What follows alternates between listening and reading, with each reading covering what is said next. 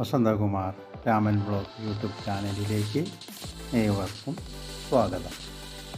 ഞാനിന്ന് പറയാൻ പോകുന്നത് മനുസ്മൃതിയെക്കുറിച്ചാണ്. എന്താണ് മനുസ്മൃതി? സത്യത്തിൽ യഥാർത്ഥ മനുസ്മൃതി എന്താണ്?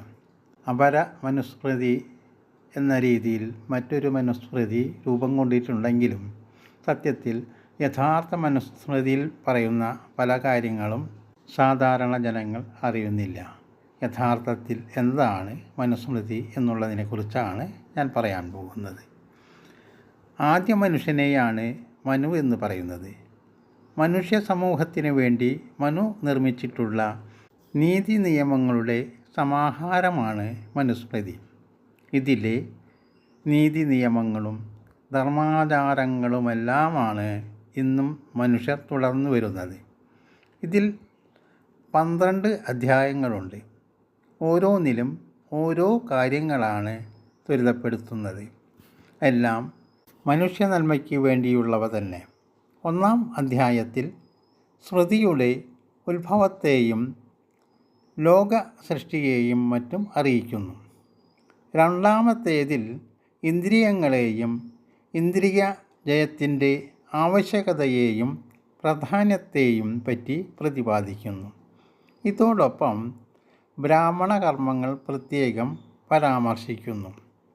3-ാം അധ്യായത്തിൽ അധ്യയനത്തിനു ശേഷം ഗൃഹസ്ഥാശ്രമകാലത്ത് അനുഷ്ഠിക്കേണ്ട കർത്തവ്യങ്ങളെക്കുറിച്ചാണ് പറയുന്നത്.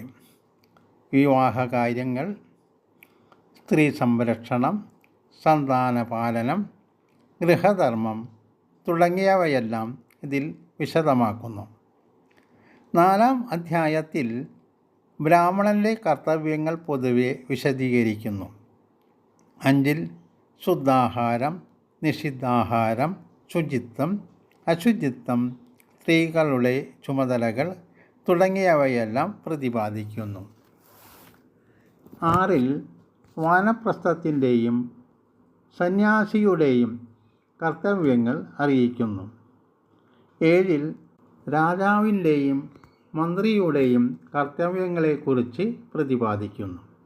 8-ൽ നീതിന്യായ പരിപാലനം, അതിനുവേണ്ട നിയമങ്ങൾ, വ്യവഹാരരീതി, അവകാശതർക്കം, അതിർത്തി തർക്കം, അടിപിടി, മോഷണം, വ്യഭിചാരം എന്നിവയൊക്കെയുള്ള കോടതി കാര്യങ്ങൾ എല്ലാം വിശദീകരിക്കുന്നുണ്ട്.